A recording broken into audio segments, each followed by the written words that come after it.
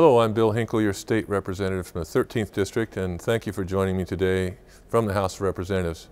I want to introduce a friend in shadow today, Rose Johnson.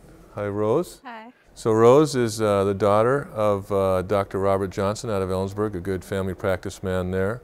And actually, she is just shadowing me for a couple days to find out what the whole political process is like. She's 17 years old and homeschooler, and so you've had a pretty crazy day. She's been running to try to keep up with me. What do you think? It's pretty awesome. I really like it. Okay.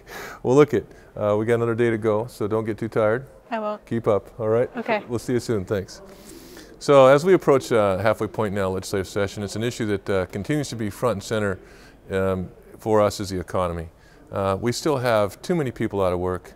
The business climate that is preventing us and employers from actually succeeding. Our economic downturn has really forced us as lawmakers to take a long, hard look at the challenges we face, especially that businesses face. If we can address these problems head on this year, it'll mean employers can grow, begin hiring in the future. I'm happy to report progress has been made on this front. We actually have passed a UI bill that unemployment insurance that will provide rate relief and certainty to businesses out there. Unemployment insurance has been paid for by the employers, as you know, and benefits go to people who are out of work. But unfortunately, our businesses have been overpaying into the system for years now. In 2010 alone, they had to survive a rate increase of $364 million. Now, through Senate Bill 5135, which has been signed into law, our businesses will avoid a similar type of rate increases in 2011. And through House Bill 1091, also signed into law, will establish a more stable and long-term calculation for unemployment insurance rates. We also provided more training benefits for people who are out of work, which is especially important in these tough times. Now, both of these measures are good for our employers and good for our workers, and they represent bipartisan solutions to our economy.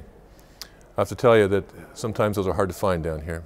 While it's important, this is an important first step, and our state's needs to do more to make its business climate fair and competitive, we also have to reform state workers' compensation system, permitting processes and other regulatory barriers. So another priority, I guess, I should probably talk about quickly is our budget. And that's really, in the end, the biggest work for us. I'm just headed to the Ways and Means Committee right now, and we're in the middle of an important debate on what the size and scope of government really should be. This process really has to begin by setting priorities. And the only way that will end in any meaningful reform for our state government is if we actually sit down and make those tough decisions. It's not about what we cut, it's about how we fundamentally reform programs and services. Unfortunately, there's been a fear of change in Olympia. We wring our hands to try to save programs. You'll hear more about the budget from me in the future and also news, and I encourage you to stay tuned.